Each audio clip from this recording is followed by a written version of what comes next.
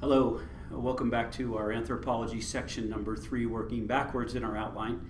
And today we are looking at the fourth capacity of personhood called the emotional capacity.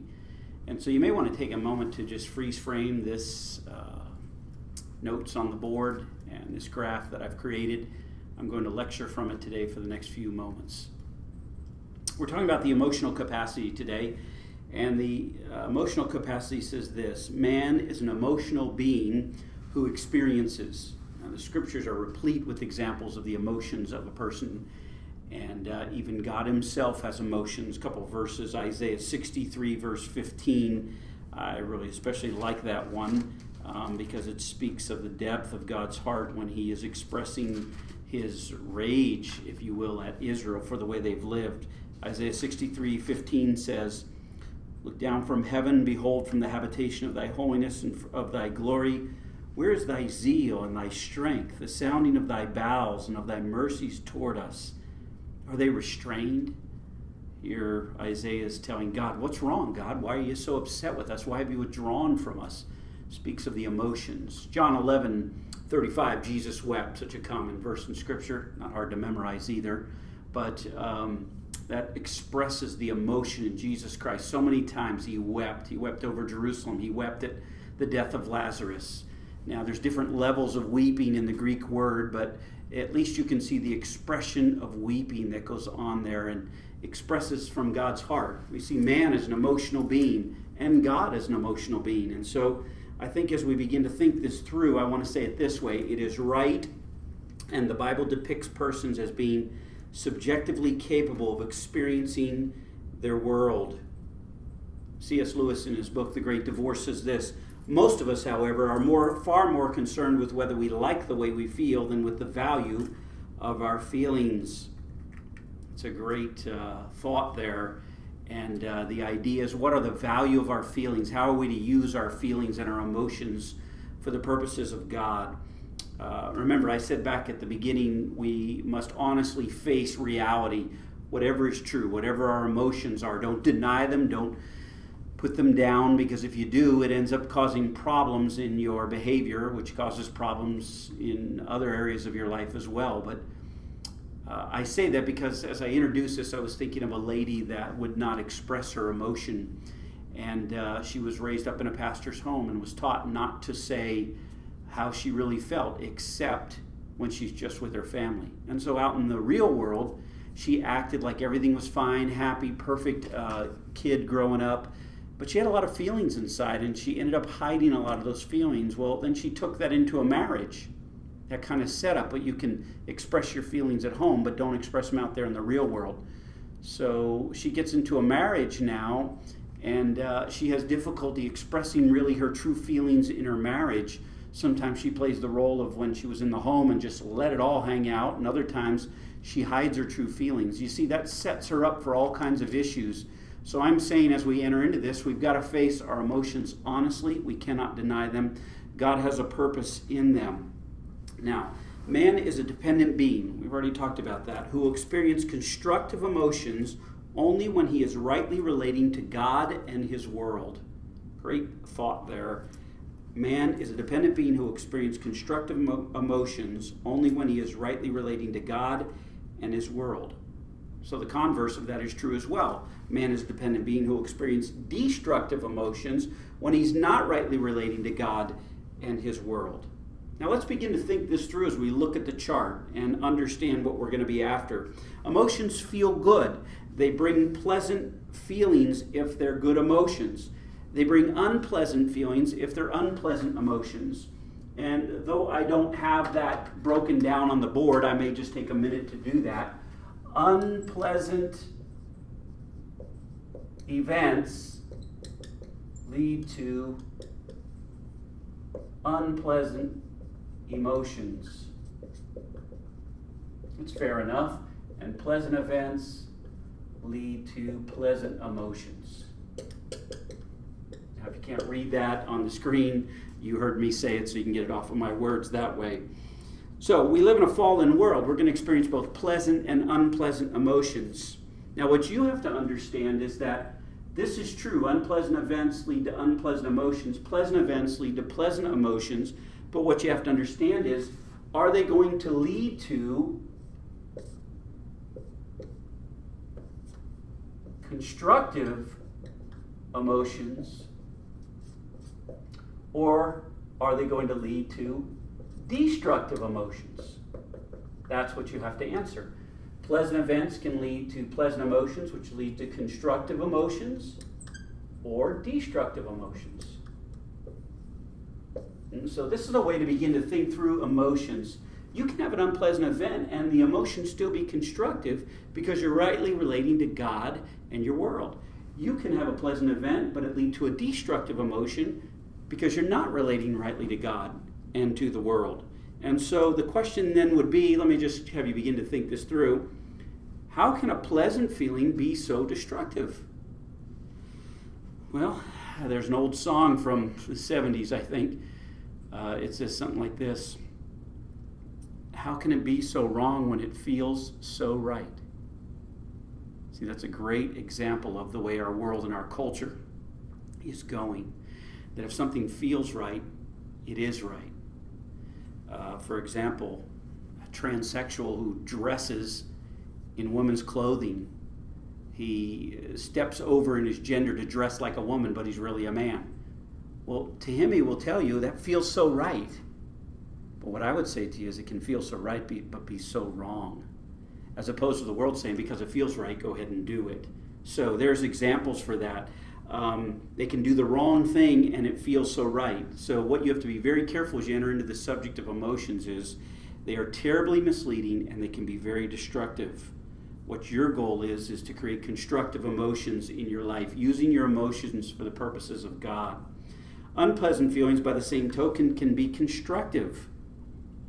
You can have an unpleasant emotion, do the right thing with the emotion, and make it constructive, not do the right thing, but you can actually have a feeling that is used in the right way for the purposes of God, even though it's unpleasant. So I go through a difficulty in my life. I feel the weight of that difficulty, but I'm going to use that emotion in a constructive way. The loss of a child, the death of a loved one. There's an unpleasant event, but can I have an unpleasant feeling, but use it in a constructive way? That's really the task of life. I want to come back to C.S. Lewis again. C.S. Lewis said this in his work of the Screwtape Letters. Unpleasant feelings can be constructive. He says this, our concern is to maximize pleasant emotions in life. So our concern and the effect is two things. One, when you try to maximize a pleasant emotion, the effect is, number one, to weaken our commitment to live in light of heaven. If you live your life to maximize pleasant events, you will weaken your commitment to live in light of heaven. Think about that for a minute. That's an insightful statement by C.S. Lewis. Number two, the effect is you will blur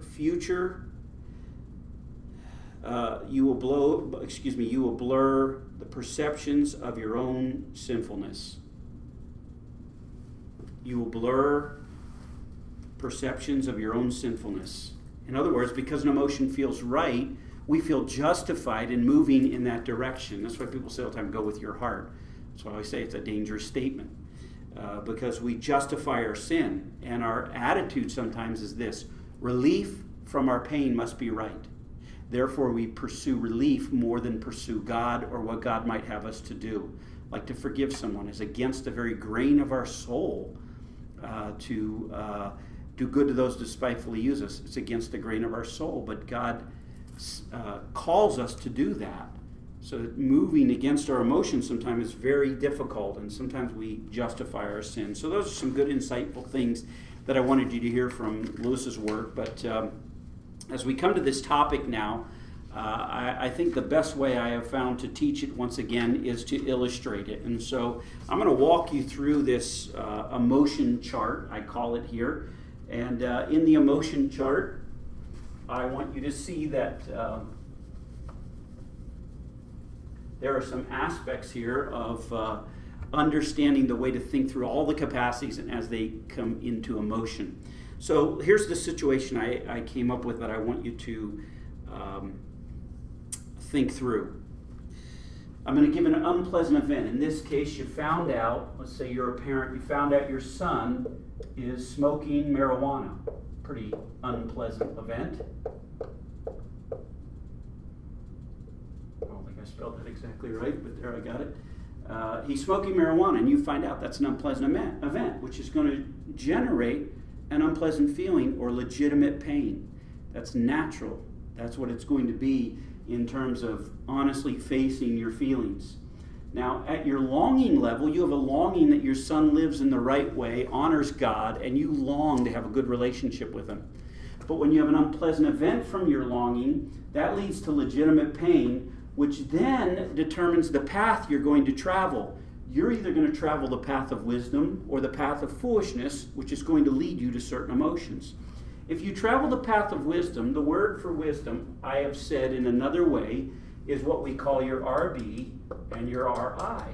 The way you think in your patterns and the way you image yourself. And so if your patterns are correct, if your belief system is correct, and your images are correct, it will lead you down a path of constructive emotions. If your path is foolish, it will lead you down destructive emotions.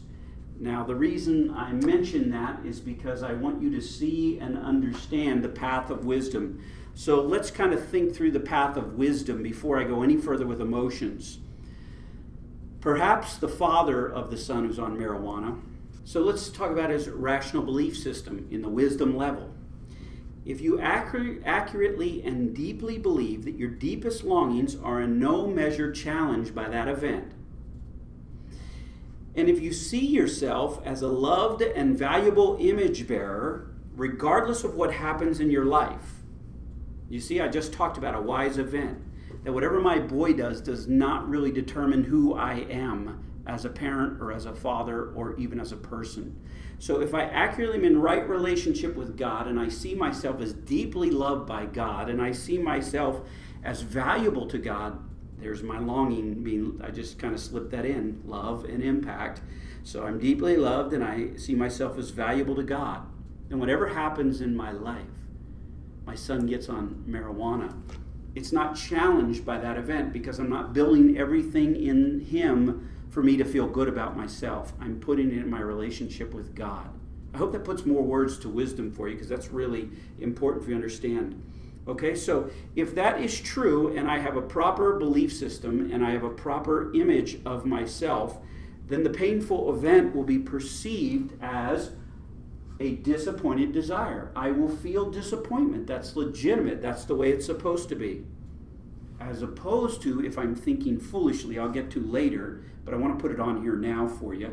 If it's profound disappointment rightly relating to God, but it's not a personal threat.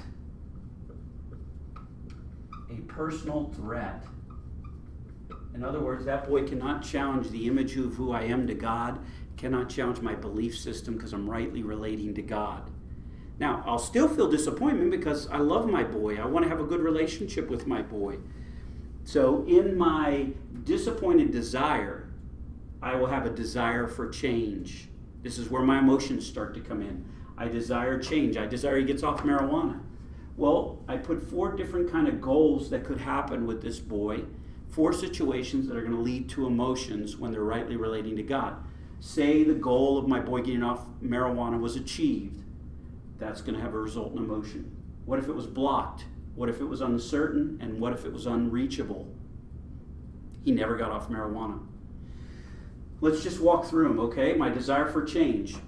Okay, my boy's caught with marijuana. The cops call me. Your boy's been taken down to the jail for marijuana. Do you want to come down here? You go down, you get a bond form. You have to come back to a court date. You get it all worked out.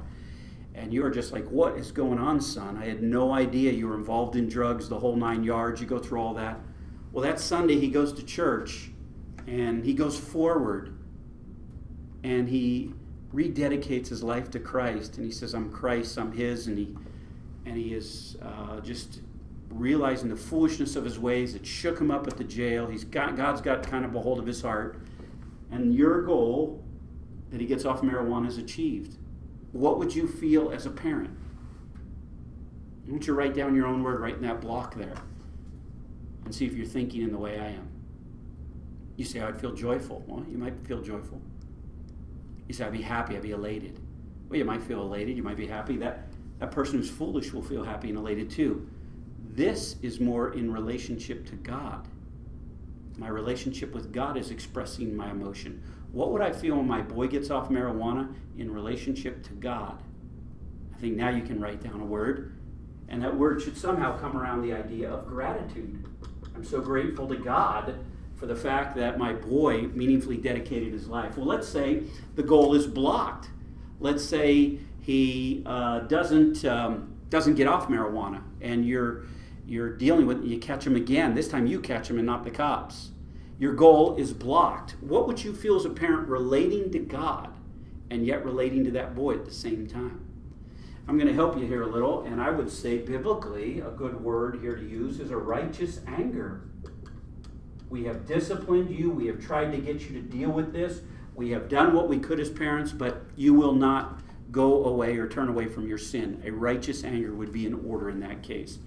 Let's say the situation's uncertain. The boy's on, off again. Sometimes he's doing well. Other times you're not sure. You don't know if he's getting back in marijuana, sneaking around. Maybe he's doing well and he's really giving his life to God and he's just, starting to do things that are showing you signs. What would you feel as a parent when you're not sure? It's back and forth. And you're rightly relating to God. I'm going to say this is the goal that's uncertain. Then what the word I put down for this is a productive concern. I'm very concerned about my boy. But it's a good concern because it's a concern that drives me to God. It's a concern that drives me to the Word. It's a concern that drives me to prayer. It's a concern that drives me to counselors. It's a concern that moves me in the right direction toward others and toward my boy. And it gets me to pursue my boy. And, son, are you okay? What can I do? Without being overwhelming to the boy. And yet your relationship with God is deep and in your concern. And yet it's showing itself in your relationship with your boy. All right, so that would be an uncertainty. What if the event is unreachable? What if your boy continues in marijuana and one day you find out he commits suicide and you lose your boy? You've lost something very precious to you. You watch parents go through that. It's very difficult to watch a child take his own life. But you're still in relationship with God, rightly relating to God. What would you feel as a parent? There's a lot of emotions that probably run through your mind as you answer that question, but I want to just say that as I think that through and as I write down kind of ideas for this, I want to write down again a productive sadness. A productive sadness, a deep sadness as a parent. My boy foolishly took his life. My boy foolishly walked that path. And so you begin to think that through at the level of, how do I use this for the glory of God? Now that's going to be tough at first. You should grieve. You shouldn't try to start preaching about it. You shouldn't try to have a start a ministry because of this. That'll come with time. Because the Bible says you go through things not only to experience the fellowship of Christ's suffering, but you also go through things to be able to comfort those who need to be comforted as well. Corinthians talks about both those ideas. So that's what I mean by productive. You're going to grieve. You're going to have a difficult time. You're going to try to regroup in the strength of who Christ is. You're going to try to find Christ in the middle of this heartache. You're going to have a sadness. You're not going to put on a fake or an air. Everything's fine. No, you're going to be real. You're going to grieve deeply. But then you're going to begin to regroup and you're going to say, Christ is what I need and Christ will get me through this. And I begin to regroup in the strength of who he is, and then I begin to think, how could I use this to comfort others who are going through difficult things, who've lost children, who've struggled with those things. Now, am I going to be perfect? No, but when I'm rightly relating to God, there'll be a productive sadness even in that situation. Now, if you walk down this again, unpleasant event, legitimate pain, but you have a foolish response to life, speaking again about your rational beliefs and images. Now things shift a little, and perhaps the father in this case was a dad who put all of his joy in his family. And he said this as a father, I need my family to be good in my home for me to respect myself. Now it's not his relationship with God. Now he's putting everything in his relationship with his parents, that they have to come through for him, that they have to be there. Underlying that belief is an image that demands that his family come through for him, that his family never let him down, that his family is always there for him. Why? Because I wrote this down. He had this image of himself that I've been mistreated all my life. I'm a weak victim who needs people, especially my family, to understand and be sensitive to me.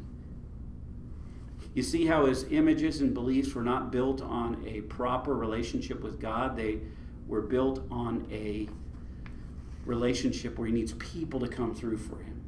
Now, this could be a Christian. That's why it's so difficult to understand some of these concepts. But a Christian could say, I want God to be everything, but in reality, I need my boy to always live right, so my testimony, my reputation is always good. And so when you have that in place, now you can kind of see why here it's disappointed desire, but here it's a personal threat to survival. My boy has failed, and therefore because he's failed, I'm a failure. It's my fault. Or I may want to even distance my boy and say, well, he's blown it with me. He's blown his reputation with me, so I'm done with my boy. There's all kinds of reactions to that, but no matter how you see it, it could be a threat to personal survival, because now the boy is challenging his very core of his soul. Here was a desire for change, and I wanted you to get this. I might have already mentioned it, so I'm going to write it down. Here there's a demand for change.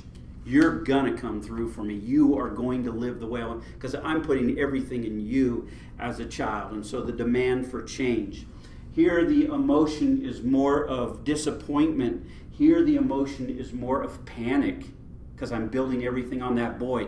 Here I'm building everything on God. I'm still involved with that boy, and he still means a lot to my heart, and he could hurt me. But ultimately, my deepest image is built on God. Here, everything's in the boy. Everything's in him living right and doing right. That will lead to a foolish response, which will push me to the threat for survival, which will give me the emotion of panic, and so then I will demand change. Walk it through again. What if it's achieved? I won't feel gratitude, because I'm not relating to God. If he comes down to the altar and gets himself right with God, I'll feel more of a proud relief. Proud, I did it. I pulled it off. I got this boy to live right. It's all me. It's me. See, it's not my relationship with God. It's me and him. And I feel good about my boy getting back on track. All right, what if it's blocked and he finds out he has marijuana again? Instead of a righteous anger, because he's rightly relating to God, here he's just relating to his boy. There's going to be a rage. I'm furious at you for failing me as a father, for you doing that. Whatever. It could be embarrassment. It could be just ticked off. It could be total, I'm no good. Some parents react the other way and say, I'm a total failure. It's all my fault. It's all my fault. I rejected my kid and didn't spend enough time with him. So rage would be the result of that. What if it's uncertain over time? He's on and off again. Like I said before, I would say this, where it's productive concern when you're rightly relating to God. Over here, with uncertainty, you have what the Bible calls worry. Be anxious for nothing, but in everything. See, we worry because now we're thinking it's all on me to get this back in place. So it's worry. What if it's unreachable? The boy takes his life. The difference here is productive sadness. I'm regrouping in the strength of who Christ is. Over here, it's all on me, and I'm going to say a depressing inadequacy. A depressing inadequacy. In other words, I'm not enough. An overwhelming guilt. I couldn't pull it off. I thought I could, and that parent will live their life out in sullen despair because everything was on that boy, and that boy took away his longing. Now his foolish thinking has caused him to just live in sullen despair because everything was built on him. And that's how you want to think this through when you've got destructive emotions on that side, constructive on this side, with an unpleasant event. Next time we want to take a look at a pleasant event and see the same pathway.